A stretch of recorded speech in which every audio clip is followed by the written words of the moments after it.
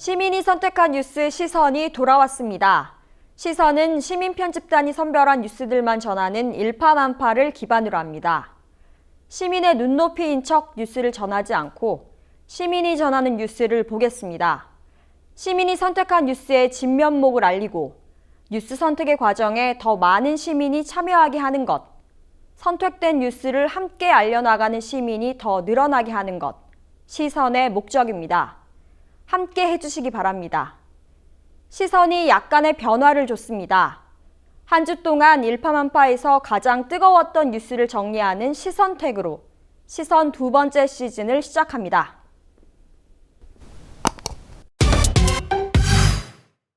한 주 동안 시민 편집단이 주목한 뉴스들을 정리하는 시간 시선택입니다.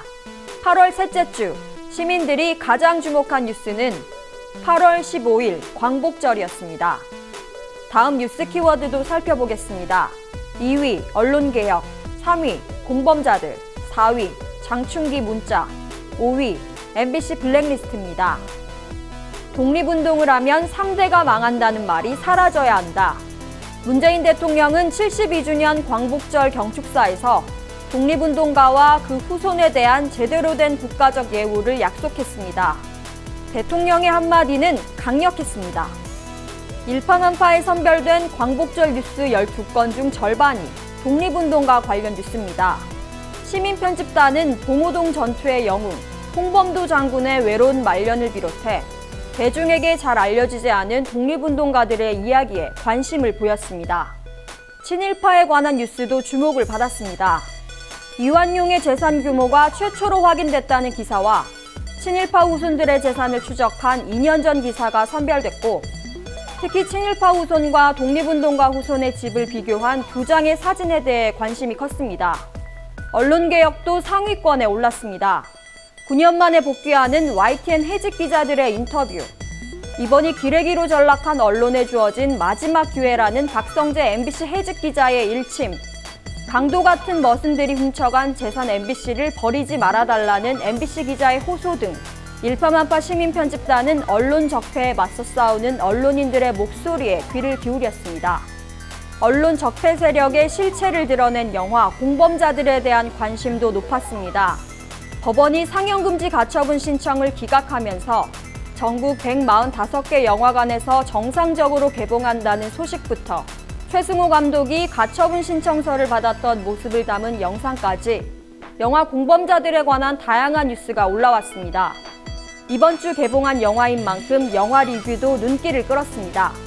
KBS 이사장을 지냈고 대표적인 부역자로 영화에 비중 있게 등장한 유재천 교수의 제자가 쓴 리뷰와 영화 속 공범자들을 비판한 조선일보 기자의 리뷰가 시민 편집단의 선택을 받았습니다. 주류 언론이 침묵하고 있는 장충기 문자, 일파만파 시민 편집단은 외면하지 않았습니다.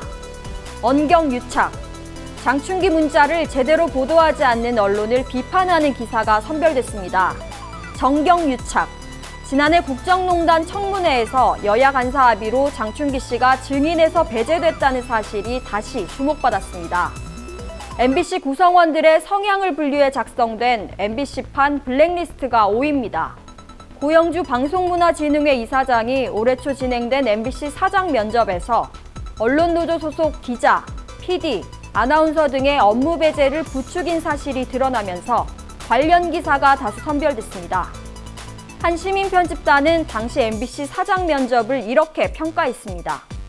MBC 두목 면접, 2위부터 5위까지 이번 주는 특히 언론 정상화를 바라는 뉴스가 많았습니다. 지금까지 시선태그였습니다.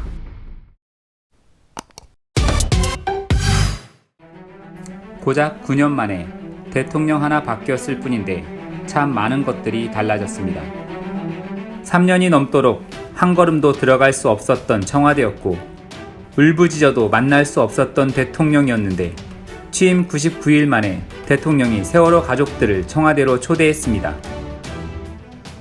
가족들은 청와대에서 준비한 버스를 타고 광화문을 지나 청와대 정문으로 들어왔습니다. 그리고 대통령은 가족들을 만나 고개 숙여 사과하고 가족들을 한 명 한 명 위로했습니다. 가족과 만난 청와대 영빈관에는 304명의 세월호 희생된 분들을 잊지 않는 것, 국민을 책임지는 국가의 사명입니다라는 문구가 쓰여 있었습니다. 너무 당연한 말이지만 가족들이 그토록 듣고 싶었던 말이었습니다. 또 하나 있습니다. 대통령 하나 바뀌었을 뿐인데 YTN 해직자 3명이 복직합니다. 세 사람이 제 자리로 돌아오는데 무려 9년이라는 시간이 걸렸습니다. 대법원 앞에서 눈물 흘렸던 해직자 3명은 이제는 웃으며 복직을 준비하고 있습니다. 하지만 낙하산 사장을 내보내겠다는 투쟁은 여전히 계속되고 있습니다. MBC는 시사제작국 소속 PD와 기자들이 공정방송을 촉구하며 제작을 거부하고 있고 오늘부터 MBC 아나운서들이 그 제작 거부에 동참했습니다. 그리고 KBS 기자 516명은 기자들이 앞장서 고대형 체제를 끝내겠다며 제작 거부 결의를 밝혔습니다. 박성재 해직 기자는 칼럼을 통해 KBS, MBC 언론인들이 이번 기회에 낙하산들을 몰아내지 못하고 어정쩡하게 타협만 한다면 공영방송은 또 한 번의 나락으로 추락할 것이라고 말했습니다. YTN 해직 기자 복직이 KBS와 MBC의 정상화를 앞당기는 분명한 계기가 될 수 있어야 할 것입니다. 마지막으로 대통령 하나 바뀌었을 뿐인데 문재인 대통령의 공식 기자회견은 사전 질문 유출 등으로 논란을 일으켰던 박근혜 시절과 달리 각본 없는 생방송 기자회견으로 이루어졌습니다. 사전에 질문지를 받지 않고 즉석에서 기자들과 질의응답하는 파격적인 모습을 연출했습니다. 기자들은 떨었고 대통령은 거침없었습니다. 국민과의 소통이라는 최소한의 의무도 지키지 못하고 말하고 싶은 것만 말하고 듣고 싶은 것만 들었던 지난 9년과는 다른 모습이었습니다. 고작 대통령 하나 바뀌었을 뿐인데 국민들은 국가 기념식을 챙겨보고 기념우표를 사기 위해 밤을 지새워 줄을 섰습니다. 이처럼 바뀐 대통령은 평범한 국민에게는 행복의 아이콘이 되었지만 과거 부패한 권력에 머리를 조아렸던 세력들에게는 큰 두려움일 것입니다. 동PD의 눈이었습니다.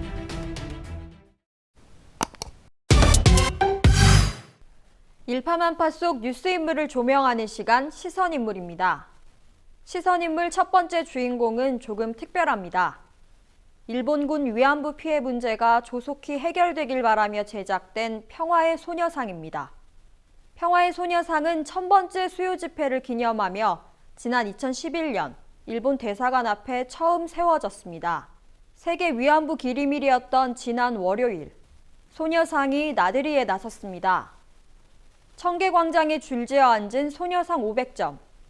소녀상 500점은 정부에 등록된 일본군 위안부 피해자 239명을 포함해 미등록 피해자, 북한 지역 피해자들을 의미합니다. 광장에 놓인 소녀상마다 위안부 피해자 이름이 하나씩 새겨져 있습니다. 같은 날, 소녀상이 서울 시내버스에도 등장했습니다. 일명 버스 탄 소녀상을 기획한 임진욱 동아운수 대표는 바쁜 일상 속에서 소녀상을 쉽게 찾지 못하는 시민들에게 조금이나마 도움이 되고자 하는 마음이었다고 말합니다.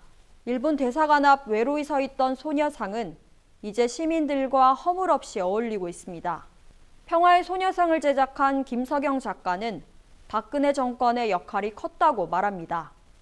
박근혜 정권이 그런 식으로 안 했으면 이렇게까지 확산되지는 않을 수도 있었고 소녀상은 그 자리에 있는 것만으로 만족할 수도 있었겠죠. 소녀는 혼자가 아닙니다.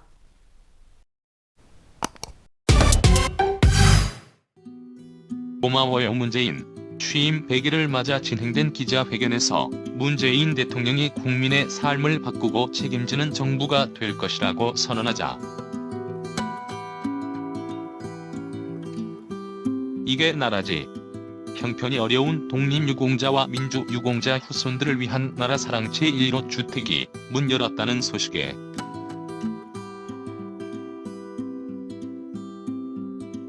야호. 검찰이 이른바 댓글 부대 운영에 사용된 국정원 예산을 환수하는 방안을 적극 검토 중이라고 하자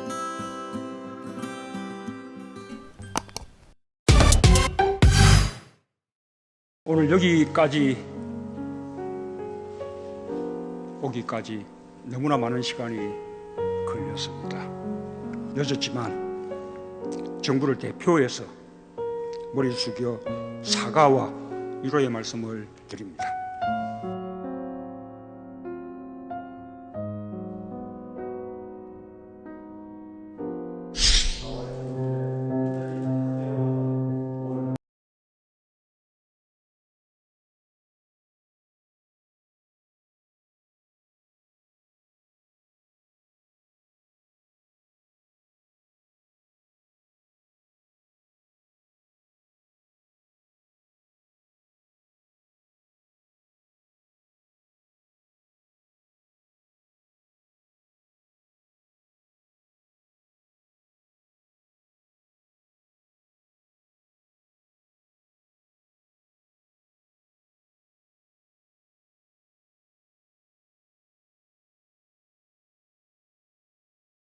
미수습자들 수습이 끝나면 세월호 가족들을 청와대를 한번 모셔야지 했는데 생각보다 시간이 많이 걸려서 수색 작업을 하고 있는 중에 이렇게 모시게 됐습니다.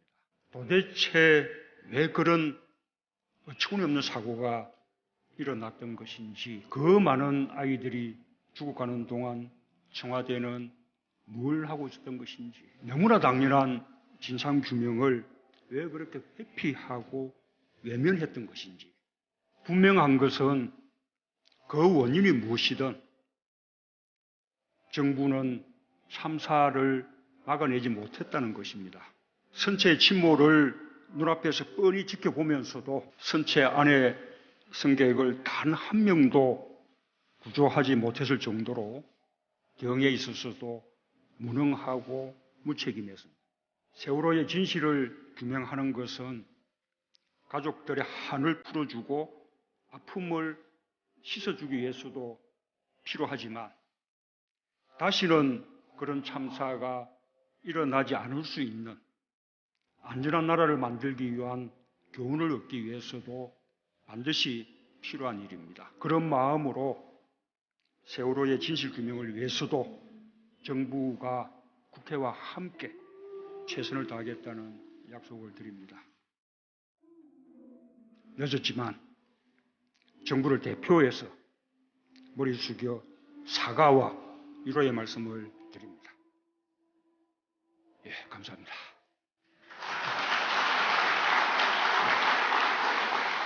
저는 오늘 제17대 대통령에 취임합니다. KBS 정현주 KBS 사장님. 공영방송을 바로잡기 위한 그날은 경찰을 투입해서든 어떻게든 결판을 지을 것 같다라는 느낌이 굉장히 강했어요.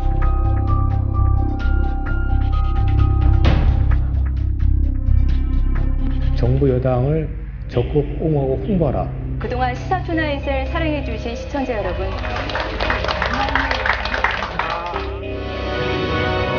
앞으로도 국민 여러분의 소리에 아이돌 그룹 못지않은 인기, 감춰뒀던 중국어 실력. 박 대통령 띄우기에 프로야구 시구도 동원됐습니다. 전원 구조됐고 현재 사망자는 없는 것으로 전원을 구조해. 김장경은 물러나라! 물러나라! 상처받지마, 이젠 울지마, 웃어봐.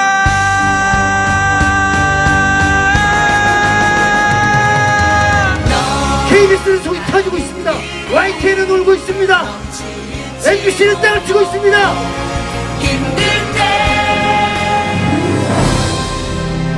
큰 집에서 그 조인트 했다는 특히 그 발언이 좀 문제가 많아요. MBC 사장이 어떻게 이렇게 할 수 있어요? 정윤호 씨가 거짓말 하는 겁니까? 한 말씀 하세요. 기자 출신인데. 전 모릅니다. 대통령께서 언론을 망친 비판이 있는데 어떻게 생각하십니까? 언론이 질문 못하게 하면 나라가 망해요. 언론이 질문을 못하게 하면 나라가 망한다고. 시민이 선택한 뉴스 시선에선 클로징도 시민이 직접 합니다. 하고 싶은 말을 마음껏 한 뒤 아래 메일 주소로 보내주시면 됩니다.